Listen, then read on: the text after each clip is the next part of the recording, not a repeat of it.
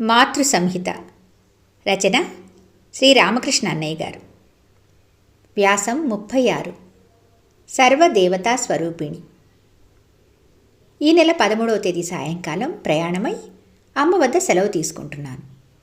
బొట్టు పెట్టి ప్రసాదం ఇస్తూ, గుండె పగిలేటట్లున్నది ఇవాళ అన్నది అమ్మ. ఏమిటి అన్నాను ఉలిక్కిపడి. ఏమీ లేదు, వెళ్ళిరా అన్నది అమ్మ. ప్రార్థించాను, ప్రాధేయపడ్డాను ఆ మాటలకు అర్థం వివరించమని. ఫలించలేదు నా ప్రయత్నం. నేను వచ్చేశాను. ఆ రాత్రి 9 గంటలకు ధరిత్రి కంపించింది. వెంటనే సాయంకాలం అమ్మ పలికిన మాటలు గుర్తుకు వచ్చాయి. అనసూయవో అవని అమ్మ, సహనంబే నీ సొంత సొమ్మ, నమో అవని మాత పునీత కరుణారసభరిత. ఈ నెల 11వ తేదీన బాపట్ల నుండి సోదరులు శ్రీ గండవరపు రాఘవేంద్రరావు గారు అమ్మను దర్శించారు. వారు గాయత్రి ఉపాసకులట. కానీ ఎప్పుడూ గాయత్రి జపం చేస్తున్నా అనన్య తేజో విలసితే అయి అమ్మ మాత్రమే దృగ్గోచరమవుతుందట. ఏమిటిది అని అమ్మని అడిగారు ఆయన. అన్నీ ఒకటేనని రుజువుపరచటానికేమో అన్నది అమ్మ వెంటనే. ఆయన సంతృప్తుడై సమ్మోదంతో చేతులు ముకుళించారు. లోగడ ఒకసారి ఒక పిల్లవానికి అమ్మ అక్షరాభ్యాసం చేస్తూ ఓంకారం రాసిచ్చింది. ఆ పిల్లవాడు ఆ అక్షరం చూడడం మానేసి అమ్మ ముఖంలోకి మాత్రమే అవలోకిస్తూ ఉండిపోయాడు. అతని తల్లిదండ్రులు ఆ అక్షరం వంక చూడమని మందలిస్తుంటే అమ్మ అన్నది, చూడని ఏదైతేనేమి అన్నీ ఒకటేనులే అని. మంత్రప్రగడ రాజమ్మ గారికి అమ్మ రాజరాజేశ్వరిగా దర్శనమిచ్చింది. గంగరాజు పున్నయ్య గారికి ఇంకా ఎందరికో కృష్ణుడిగా సాక్షాత్కరించింది. రాధగా, కృష్ణుడిగా, సీతగా, రాముడుగా, ఆంజనేయునిగా, వెంకటేశ్వరునిగా, లక్ష్మిగా, లలితగా, సరస్వతిగా, దుర్గగా, చండికగా, పోలేరమ్మగా, మహమ్మద్గా, బుద్ధుడుగా, క్రీస్తుగా, మరియగా, నాగేంద్రునిగా, సాయిబాబాగా, ఒకరేమిటి ఎందరో దేవతామూర్తులుగా ఎందరికో అమ్మ కనిపించి కరుణించింది. మరి అమ్మ ఎవరని? ఎవరైతేనేమి అమ్మనైతే చాలదా అని అమ్మయే ఒకసారి ప్రశ్న రూపంలో ప్రత్యుత్తరం పలికింది. మరి అమ్మ అంటే అన్నిటికీ ఆధారమైనది, ఆద్యంతరహితమైనది కదా. ఏప్రిల్ 1969. వ్యాసం 37.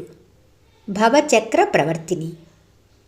ఆది మధ్యాంతరహితము, కాలాతీతము, నిరాకారము, నిర్గుణము అయిన శక్తి మానవి అయి అమ్మగా ధరాతలంపై అవతరించటం ఎంత ఆశ్చర్యకరమో, అమ్మ వివాహిత కావటం అంతకంటేనూ విస్మయోద్దీపకమే. మామూలుగా వివాహానికి 2 లక్ష్యాలు.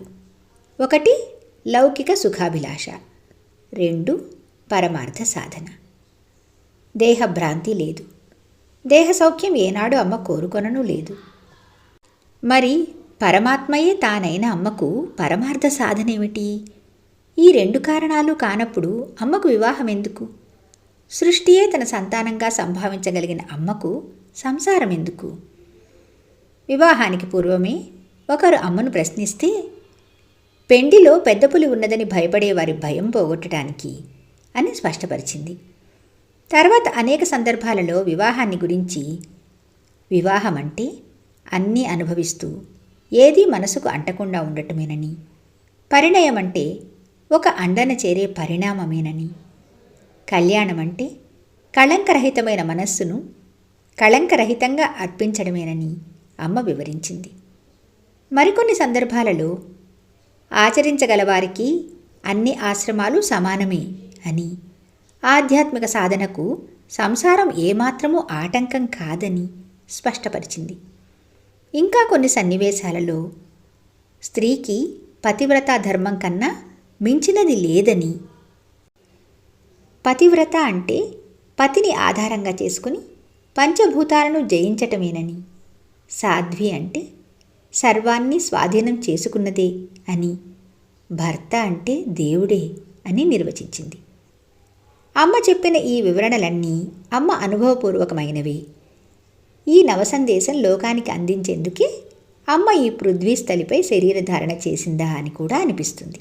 అమ్మ నాన్నగారిని చేపట్టిన క్షణం నుండి కాదు, ఆ సంకల్పం ప్రకటితమైన శుభఘడియ నుండి అమ్మ ఇచ్చిన నిర్వచనాలన్నీ ఆచరణాత్మకంగా జగత్తుకు రుజువు చేస్తూనే ఉన్నది. అమ్మకు దైవం నాన్నగారే. వారిని తప్ప అమ్మ ఏనాడు ఏ విగ్రహాన్ని పూజించలేదు. ఒకసారి ఒక సంభాషణ సమయంలో అమ్మ ఏదో ఆలోచిస్తున్నట్లు కనబడితే, అమ్మా, ఏదో పరధ్యానంలో ఉన్నట్లుగా ఉన్నావే అని అంటే, పరధ్యానం కాదు నాన్న, పతిధ్యానమే అన్నదమ్మ. గార్హస్థ్య జీవితంలో ఉత్తమ గృహిణిగా గగనతలంలో ధృవతారక వలె దేదీప్యమానమై అమ్మ ప్రత్యక్షమవుతుంది. కర్పూర కళిక వలె తను జ్వలిస్తూ పరిసరాలను కాంతి వెల్లువలతో ముంచెత్తుతుంది. మహావృక్షం వలె విస్తృతమైన సూర్యతాపంలో తను తప్తమవుతూ ఆశ్రితులకు చల్లని నీడను ప్రసాదిస్తుంది. పరమేశ్వరుని వలె గరళమై తను పానం చేసిన లోకానికి అమృతం పుక్కిటి బంటిగా త్రాగిస్తుంది. తృణ కణాలు కూడా తనకు లేకపోయినా కామధేనువు వలె తమ సంతానానికి వాత్సల్య క్షీరధారలతో క్షుదాగ్ని చల్లార్చుతుంది. ఒక సందర్భంలో అమ్మ నాన్నగారిని తన గొడుగుగా అభివర్ణిస్తున్నప్పుడు, అదేమిటమ్మా, సర్వానికి ఆధారం నీవే కదా అని అంటే, తనకు నీడని ఇచ్చేదైనా ఆ గొడుగును మరి తనే పట్టుకోవాలిగా అని నవ్విందమ్మ. మరొక సందర్భంలో వారి కాలిగోటిలోని మట్టియే తనకు సర్వసంపదలు, సకల సౌభాగ్యాలు అని మురిసిపోయి మనలను విస్మితులను చేసింది. భర్త, గృహము, బంధుజనులు, వారి సౌఖ్యము, వారి సౌకర్యము, వారి ఆనందమే ధ్యేయంగా, లక్ష్యంగా అమ్మ భావించినట్లు అమ్మ జీవిత చరిత్ర పరిశీలిస్తే మనకు అవగతమవుతుంది. నాన్నగారి మాట అంటే అమ్మకు వేదవాక్యము, వారి ఆజ్ఞ అనుల్లంఘనీయము. ఆ లక్ష్య సాధనలో తన విషయమే విస్మృతమైపోయింది. అందుకనే సోదరుడు రాజా, నీ తనయులనే మరచితివా పరిణామపు బాధలయందు అని పాడుకున్నాడు హృదయ విదారకంగా. కంటకావృతము, కాలసర్ప పరివేష్టితము అయిన ఆ మార్గగమనంలో తన చిత్తశుద్ధి వలన అవరోధాలన్నీ అదృశ్యమైపోయాయి. పంచభూతాలు తలలు వంచాయి. సర్వము సాధ్యమైంది. పతివ్రతగా, సాధ్విగా, దీప్తిమంతమై, శక్తిమంతమై భాషించడమే కాక మహోన్నతము, మహోత్తమము, మహోజ్వలము, మధురము అయిన మాతృత్వ శిఖరం అధిరోహించింది అమ్మ. ఆ మాతృత్వంలో సర్వ జగత్తు పసిపాపయ్యై పరవశిస్తున్నది. ఆ వాత్సల్య జలదిలో ముల్లోకాలు పులకించిపోతున్నాయి. విశ్వమోహనమైన ఆ అనురాగ రాగ ప్రస్తారంలో సమస్త హృదయాలు మూర్ఛనలు పోతున్నాయి. ఆ మమతానుబంధంలో యావద్ విశ్వము బంధితమైపోయింది. మే 1969. ఈ రోజున అమృతతుల్యమైన కొన్ని అమ్మవాక్యాలను ఇక్కడ స్మరించుకుందాం. మిథ్య. నేను జగత్తు సత్యమంటాను. మిథ్య అంటే లేదని కాదుగా, మార్పు. మార్పు ప్రతి వస్తువుకు ఉన్నది. మారేది మారని దానిలోంచి పుట్టింది. ఒకడు 4 ఎకరాలు సంపాదిస్తున్నాడంటే తాను లేకపోయినా తన పిల్లలు తింటారు అనే ఉద్దేశంతోనేగా. అది సంపాదిస్తూ జగత్తు మిథ్య అంటే ఎట్లా? తాను పోయినా ముందు ఉంటుందనేగా. అప్పుడు జగత్తు సత్యం కాకుండా ఎట్లా ఉంటుంది? అమ్మ. అమ్మ నీ వెన్నంటే ఉంది నాన్న. అమ్మ అంటే జిల్లెళ్ల ముడిలో ఈ 4 గోడల మధ్య మంచం మీద కూర్చున్న అమ్మ అనే కాదు. దేనికైతే ఆది అంతము లేదో, ఏది సర్వానికి ఆది అంతమో అది అమ్మ. అంధవిశ్వాసము. అంధవిశ్వాసమేమిటి? విశ్వాసమే అందమైనది. అంటే నాన్న, ఇక్కడ అమ్మ దగ్గర శక్తి ఉన్నదో లేదో విచారణ నీకు అనవసరం. ఇక్కడున్నది ఏమైనా కానీ నువ్వు ఇదే సర్వస్వం అనుకున్నప్పుడు అది అంధవిశ్వాసం అవుతుంది. ఏదో కనిపిస్తే నమ్మటం కాదుగా.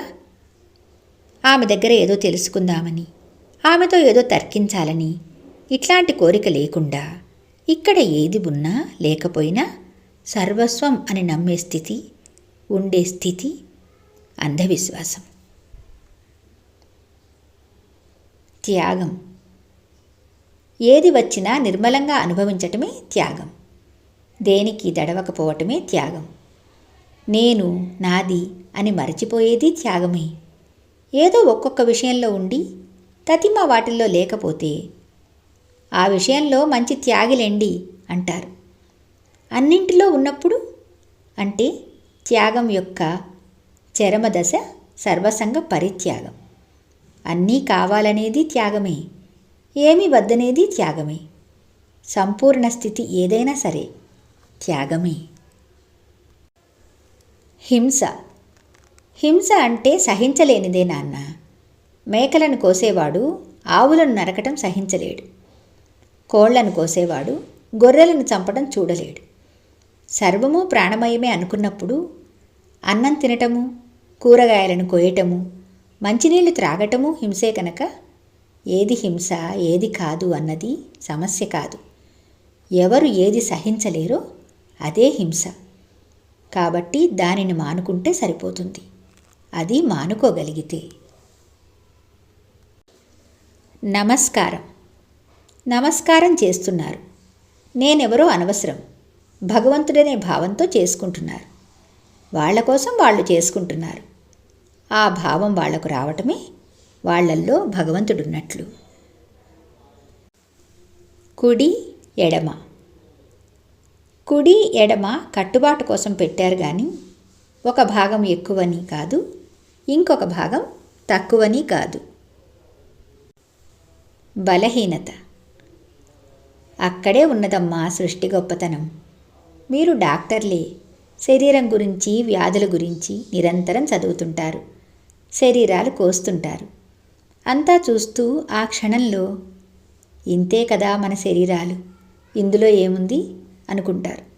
కానీ ఆ గది దాటి వచ్చాక ఆ విషయాన్ని మర్చిపోయి మళ్ళీ వ్యామోహంలో పడుతూనే ఉంటారు. జన్మలు. జన్మలు ఉన్నాయనుకున్నవారు చావులో నుండి పుట్టుక చూస్తారు. లేవనుకునేవాడు పుట్టుకలో నుండి చావును చూస్తాడు. సముద్రంలో అలలేచి మళ్ళీ కలిసిపోయినట్లే మీ జన్మలోనూ అమ్మ సంకల్పంతో మీరు జన్మ ఎత్తి అమ్మలోనే లయమవుతారు. అమ్మ. జయ హో మాతా.